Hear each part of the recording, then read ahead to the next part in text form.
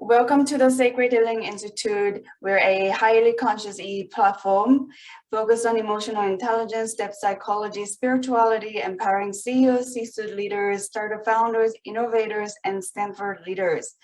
We're going to talk about ESG, aligning your company to a higher purpose, the roadmap to renewal, and putting people first. Environmental, social, and governance, ESG is concerned with long-term investment.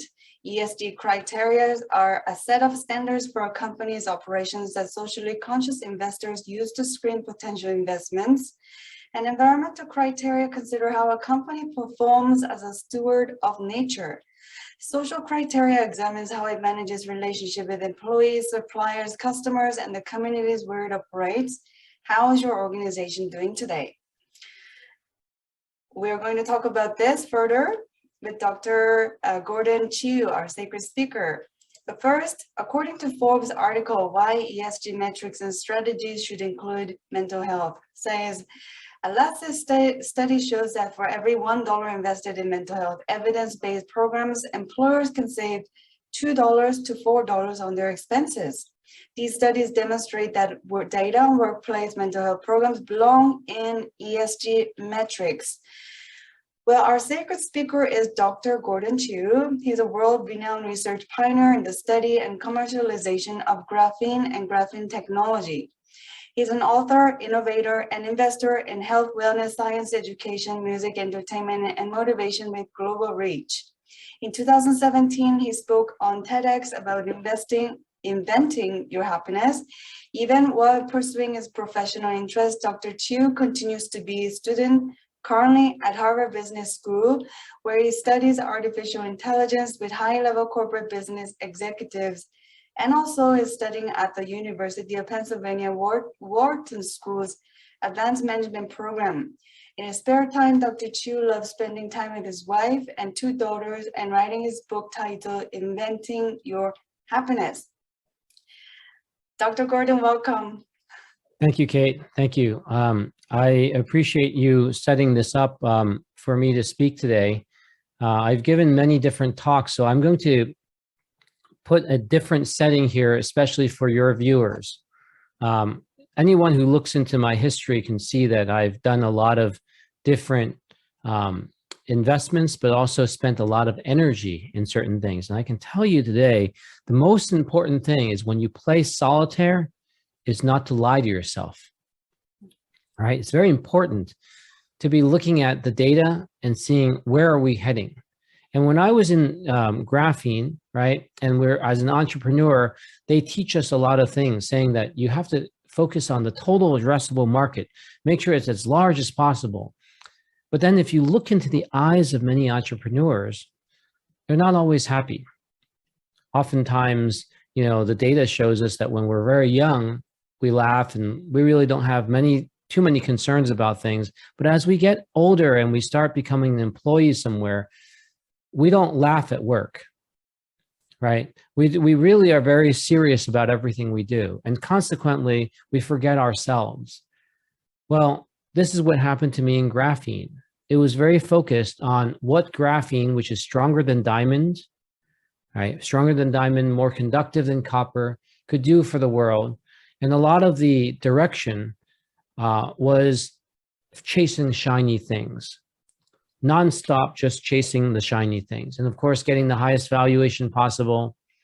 But there's nothing wrong with that, let's say, from the lens of building a company. But from the lens of ESG, right? What did I do in making things more environmentally friendly? Making it better for the earth. Back then, it wasn't a hot topic. So there was a lot of friction against it. Today, you get perhaps some greenwashing because it's trendy now. But I give you a warning, right? A big warning is that we should never lie to ourselves. We should really focus on what we are fundamentally doing, because we live on this planet called Planet A, Earth, and there is no plan B, Planet B. There's nowhere else to go to. So if we lie to ourselves in the game of solitaire, guess who loses? Ourselves. We lose. When we focus on shareholder value, but forget the people who work in the company, forget about the consumers that buy the products from us, then we're not really considering stakeholders. For example, once upon a time, someone figured out, and his name was Henry Ford, a way using the assembly line to create more dollars per hour for people working in the assembly line.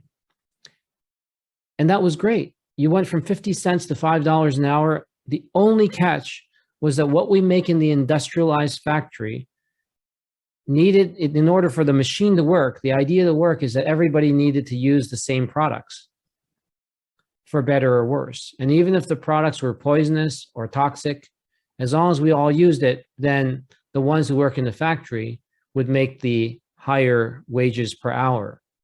And if we just multiply that across many different industries, we now had the industrialization, the industrial age. But I want to remind you and remind us that we did not leave the Stone Age because we ran out of stones, right? We wanted to do better. We wanted to make our lives advance. We wanted to improve human health, improve the quality of life, not just the quantity of life. But did we truly improve the quality if we don't even laugh at work? So now we have a coming of two new ages. One, which is, of course, the ESG age, is that we don't have a choice. In the game of solitaire, why do you play it? You want to pass the time, you want to challenge yourself. We live on this planet to lie to ourselves about how long we have if we don't do anything about it, with the polar ice caps melting. That's a serious problem. And many people, they just ignore the problem. For example, antifreeze that is used in cars. In large quantities, does that cause some problems with the polar ice caps melting? When the polar ice caps melt, does it release viruses and bacteria from ancient times that we don't know how to deal with, and they might combine and cross over with the current situations that we have, such as corona? The avian flu right now, today, is April 27th. Usually, the avian flu from the H5N1 should be contained within January. And now we're 4 months in to the year, and it's affecting 20 plus million birds have been killed. If you're looking at interest rates, you might think that we're dealing with inflation. But if you look at it more detailed, because of so many chickens dying, maybe it's caused by the virus. But if you just only look at one data set, you might not know the true system effect, and we might just ignore it. You might look at exercise being good for people's health. But then if you ask yourselves, maybe the people who go to exercise are healthy enough or are interested in health. That's why they go there. And that's why when you look at the data, you're seeing exercise being beneficial, but actually these are people who would exercise anyway. Versus a 400-pound, 300-pound obese individual, if they were to go and exercise, you might not find that it's truly beneficial. Same thing in advertising. We like to think of putting advertisement into the internet, words, and then say, wow, look at all this increased return on the advertising. Well, if we look at the people who would come and buy our products anyway, maybe they never saw the ad, but we include those as well. What you have to do is you have to subtract that because they never saw the advertisement. Only look at the people looking at the ad, and then the ones who saw the ad, did they transact or not transact? And that's simply looking at things properly. So with that mindset, with those examples, I want to share with you, do you know that most of your life as a competitive individual, here we have Kate, who's invited me to Stanford, and where I'm speaking at over at Harvard and Wharton, we've always been very transactional. The better we are at transactions, the higher we go up on the metric stick. But there is coming of an age now where it's not about transactions, it's about relations. If we maintain transactions, we go to the end of our lives and all we do is we have piles of stuff that is invented by humans, money, for example, right? But if we have relationships, we can make things better and go beyond. Deep relationships, things that qualify our humanity. So what would happen if, knowing that AI is coming, what would happen if we started imagining, instead of me impressing you today with all the things I do, I want to impress upon you that my resume might be really good at getting me a job, but my obituary is really what I should be working on, a different lens in life. The obituary of, I want our human species to have another 500 years on this planet, wouldn't you? If you're not putting family first, then perhaps as you keep working and accumulating man-made things, human-made things, you're losing your sense of purpose. Even animals understand that when there's about to be some terrible event, they start shuddering and they start running away. I think we already feel that just because we are also animals, right? So the next generation, Gen Z, right? They already feel that there's something wrong with the earth. There's something wrong with the situation. Something is very, very bizarre. You know something's wrong. That's why the whole consumer model, the education model, people might even be taking guns into various locations and then just expressing themselves out of anger because they have pent up hatred and confusion. It's time to work together as the earth stakeholders. Right? If we keep looking at the color of our skin, I'm going to give you an interesting data set. Did you know that people who are darker colored skin on the equator do not absorb the vitamin D3 as much because they're at the equator. They don't need that much, right? So they have darker skin. Lighter skin people actually absorb vitamin D3 better. So you think, aha, if I'm lighter skin, I win. But actually, it comes at a cost. Because usually when you're lighter skin, you have moved away from the equator, north or south. And consequently, when you absorb the vitamin D3, you also need folate. So it depletes your folate levels versus the darker skinned people don't have the folate levels depleting so much. And so they found a correlation between everything.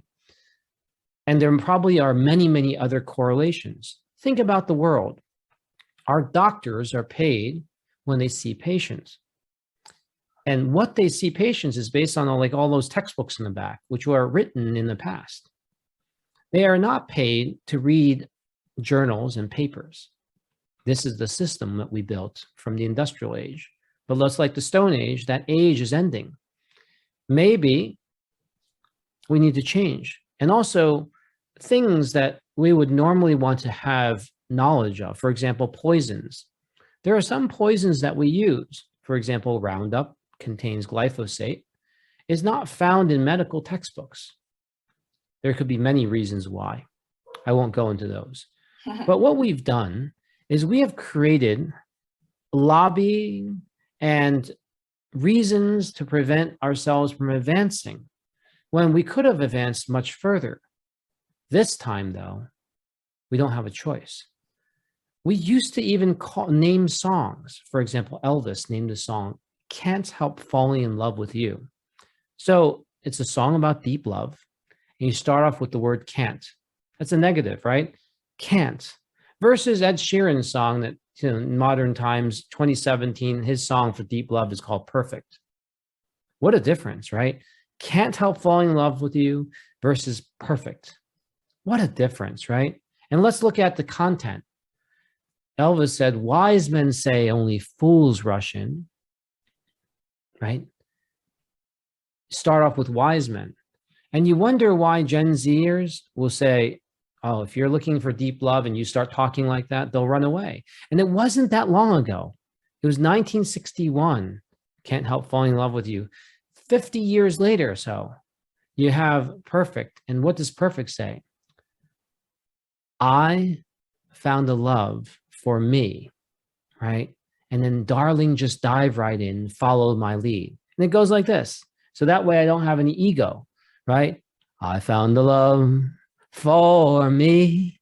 And darling, just dive right in and follow my lead, right? So that way, why am I doing this, right? Because I want you to realize that when I retired from the graphene world in 2017, I went and became a high school teacher, built my home school, focused on my family.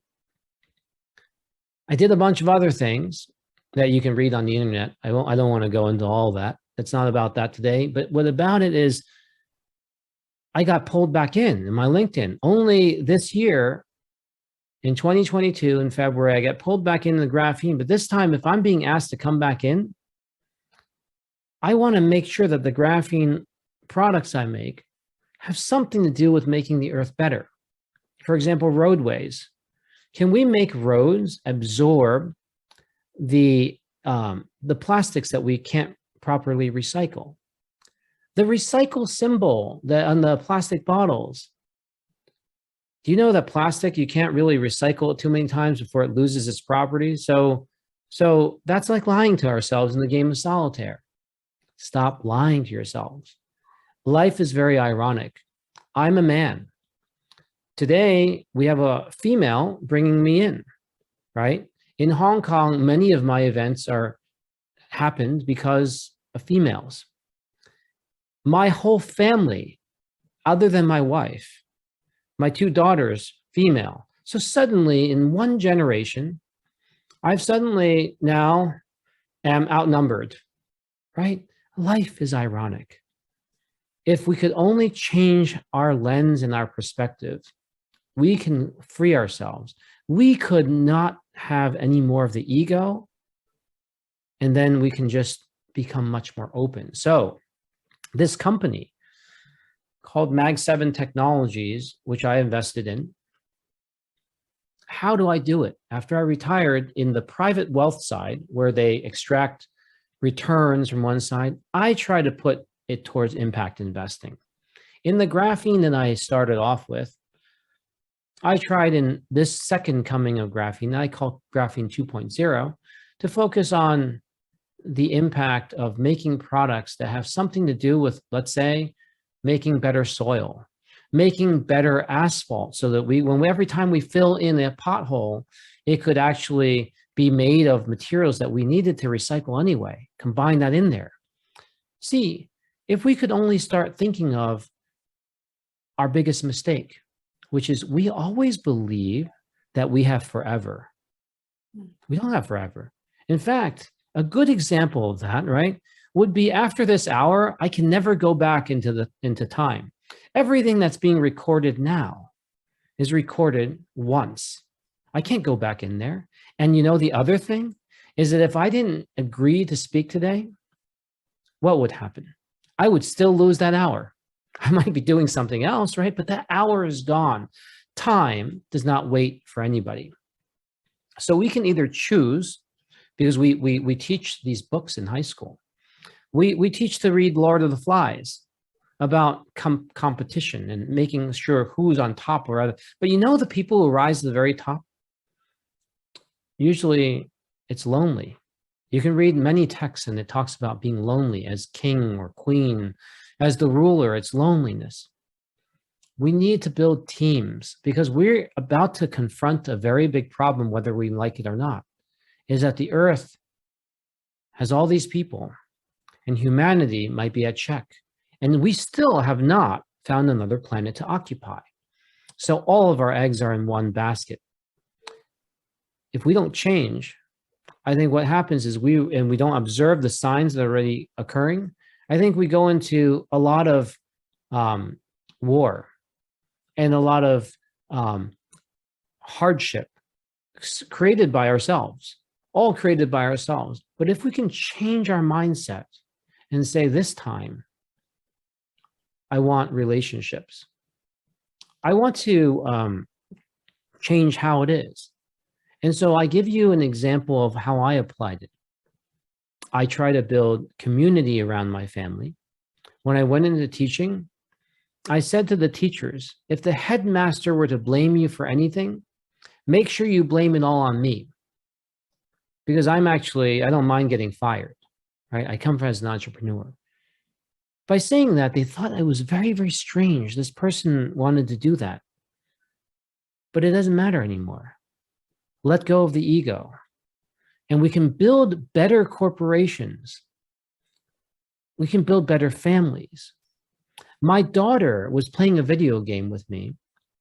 And I said, I'll hand you the controller after I die. And she responded, and she's my greatest teacher, my two daughters. They responded, why, Daddy, do you have to die for me to get the controller? And I said, that's brilliant.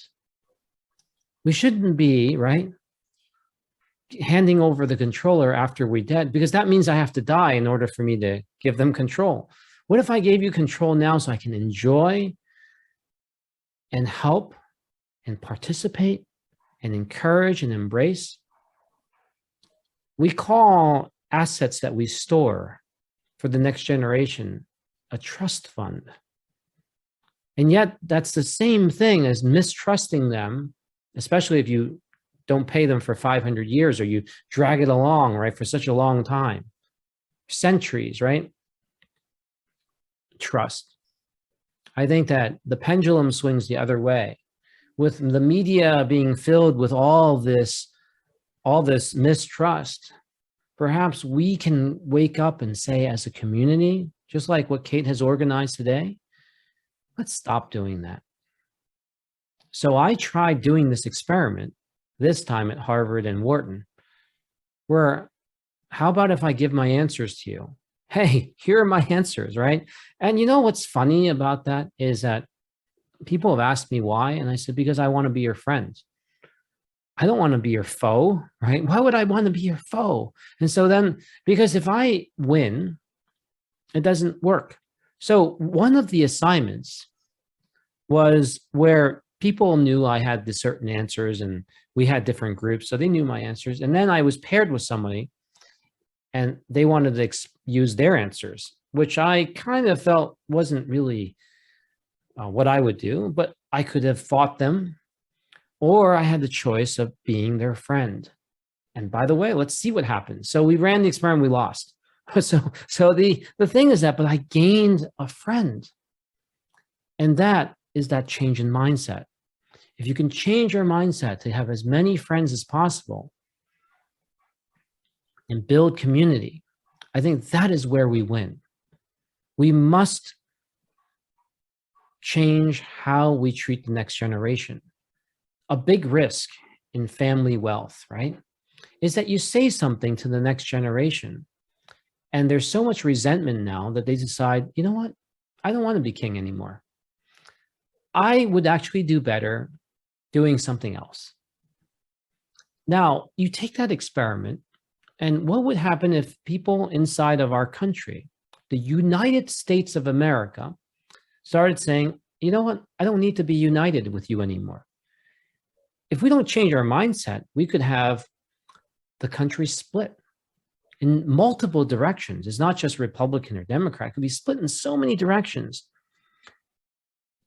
And that's exactly where we're heading unless we change. And that's exactly where we're heading unless corporations change. You see, the problem with entrepreneurs is that they are individuals that are like birthing a galaxy. There's so much energy behind an entrepreneur. Sometimes it could end up being a Google, an IBM, an Amazon. An entrepreneur has all that capability to birth stars, moons, and suns. And yet we torture them. We make them go through the hoops of making sure they can pay for the food, the mortgage, the shiny things. Yeah. And at what cost? Since they are the birthing of these entrepreneurs are the ones that create jobs. If we destroy them, or we limit their chances, we will just have fewer opportunities in the future. And because all industries run into a certain time frame, for example, the S&P 500, listed companies, 90% of them don't exceed the lifespan of the average human being as staying listed in the S&P 500. They get kicked out, they get moved out. And so you wonder, if 90% can't stay in there beyond the lifespan of an average human being, then we definitely need new entrepreneurs, new ways of doing things. But how are we getting those entrepreneurial opportunities? As shareholders, the way we were doing it before, getting a total addressable market and wiping out industries? Or should we be rewarding the entrepreneurs that are going to save the planet? Why are we accepting students based on their SAT and ACT scores in colleges when we should be looking for students who wanted to commit their life to creating products that would save the world? Our metric stick is wrong. It actually doesn't preserve and promote humanity. Our metric stick is not going to last. Changing that from a me generation, make the me, the M upside down into a we generation is what we have to do. And so I highly recommend changing your lens today. If what you have heard from me in the talk today makes sense, then I urge you to take your pen and write down right now 5 things you'd like to see in your obituary, not on your resume. Your obituary will not be what gets you a job, but it will get you one step closer to how you'd like to see your legacy. Your obituary. Change the lens. And don't let yourself run into a situation where there's only 1 year or 6 months to work on your obituary, because you actually need time to think this through. 5 things. How you would like to see the future. If we all think this way, we can have a great transformation. If we don't, then what would happen is you could get entrepreneurs that are focused on environmental, ESG, but it might be greenwashing because they're trying to target the greatest capital raise, right? We don't want to do that. We only have so many chances. We're down to our last arrows. Let's do it right this time. Let's all come together and pay attention to AI, because AI could turn into, you've seen it in the movies, Terminator, Skynet. But what if we all had a stake and contributed, and we said, we don't want our privacy to be invaded. We don't want to be looked at as a number of only how much we consume. Yes, we're consumers, but we're also people. We also need to have a relationship. Stop with all the transactions only. Go further. Whether it's acceptance rates or marriages or dating relationships, it doesn't have to be transactional only. Thank you. Thank you, Dr. Gordon, for the comprehensive overview about your philosophy and your pragmatic approach to how things work in the business world and also in the scientific community.